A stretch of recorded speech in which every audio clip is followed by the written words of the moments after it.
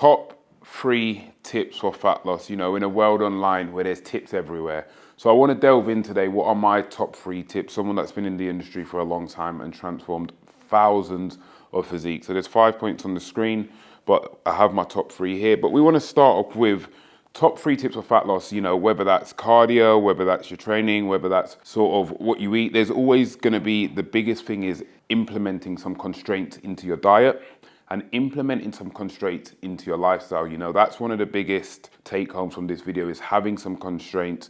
And then, I always say to clients, what we're going to do is throw in loads of constraints at the start to really maneuver our way to the end goal. And then what we're going to slowly do is slowly remove them constraints when we hit our end goal, and then we're going to add in flexibility. So we sort of have to remove some of the freedom we have in our life, throw in some constraints, and then when we hit our target and end goal, which we've worked hard for, we can start to add that flexibility and start to enjoy the fruits of our labor. So I always say to clients, really push yourself hard in the diet phase, and then the enjoyment comes in the reverse diet phase. So thank you for clicking to watch another video on the channel. You clearly follow myself or you follow the Team Jase page. So if you do follow us and you do watch our videos and you're interested in learning the principles which we use to get our clients in the best shape and some of the training principles which we use in this video, click the link in my bio on Jase_345, or click the link on the Team Jase page, Team Jase_ on Instagram, and we can get on a consult call and help you achieve your goals.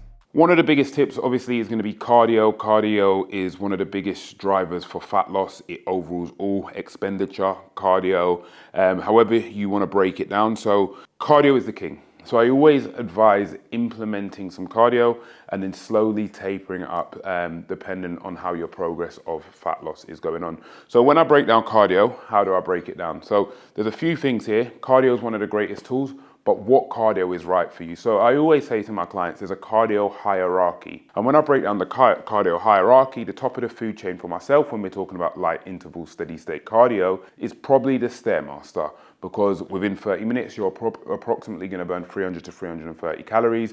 So we know that is one of the hardest cardio tools that we can use.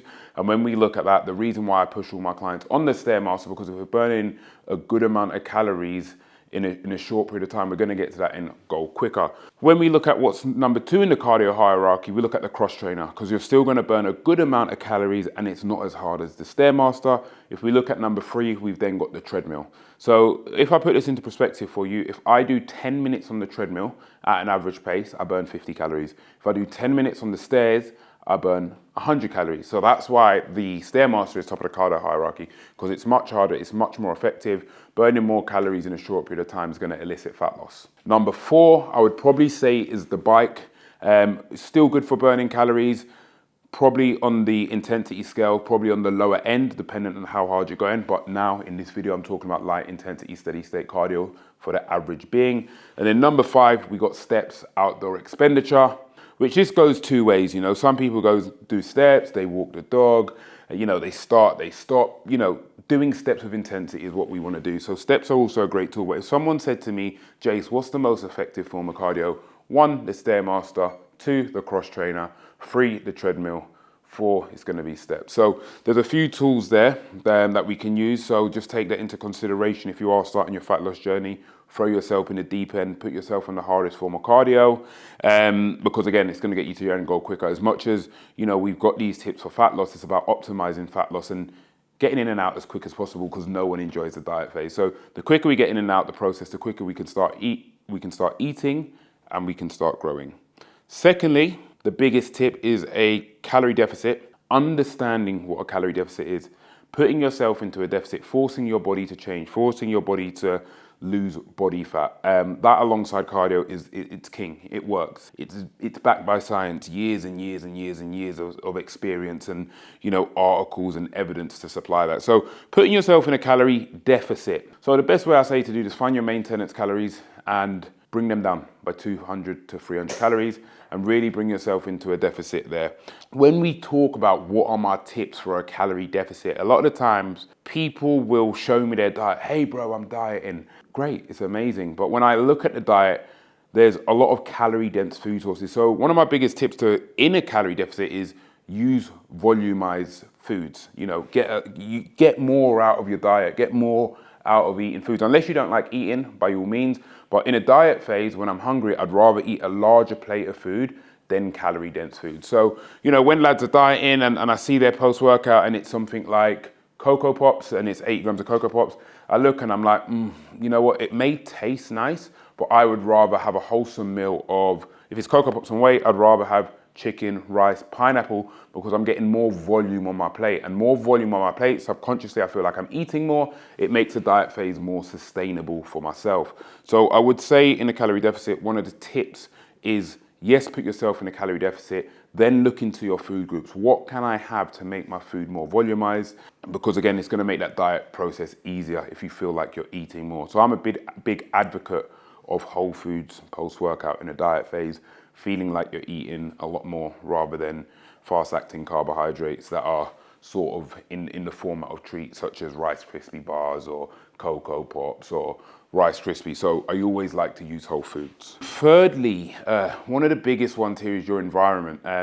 Put yourself in an environment where people support your goals. Remove yourself from a toxic environment, because a lot of the times when people get into their fat loss journey, they're actually derailed by family members. You know, how many times, if you're dieting and you're watching this video, you've pulled out a meal at work and someone said, oh, that smells, oh, why are you eating your Tupperware, oh, you're boring. You know, so removing yourself from environments, because environments is going to be one of your biggest drivers for progress. The people you put yourself around and the energy that's around you is going to keep you focused on your goals. So if you've got a huge goal and it's a fat loss goal, make sure you're in an environment that supports your fat loss goal, because it makes the process much more easier. That's one of the biggest things, you know, because once you've got support, you're more likely to stick to the journey. You don't want to put yourself in rooms or in social events where you put out your meal and people are making sly comments or people are trying to tempt you with temptation. Your fat loss goal should override anyone's opinion, because it's a goal for you. It's going to help you look good. It's going to help you feel confident, and it's going to help you flourish in everything you do. So those are the 3 main tips. So as an overall, constraints, cardio is going to be the king of fat loss. A calorie deficit as well is going to be a king alongside cardio, and your environment's going to keep you mentally focused to move forward and achieve your goals. And a bonus tip, my 3 tips for fat loss. So if you've been dieting for a while, you're a bit stagnant, you've pulled your calories as low as you'd like them, and your cardio is maxed out just due to work restraints, you can't get any more cardio in, you've got kids, you've only got a set amount of time, we can look at the bonus tip, and that's supplementation. That's going to help elicit fat loss at a faster rate. So something like utilizing a thermogenic fat burner, that's very safe. That's also going to help with your fat loss journey. So we've actually got a bonus tip there. So as I said again, adding in lots of constraints till we hit the end goal, and then removing them and adding flexibility. Cardio, hitting cardio with conviction and understanding, you know, what tools are most effective for cardio. A calorie deficit and understanding how to make the calorie deficit more sustainable. Your environment and how to put yourself in an environment where people support your goals and help you flourish to be the best version of yourself. And then also potentially using a thermogenic fat burner.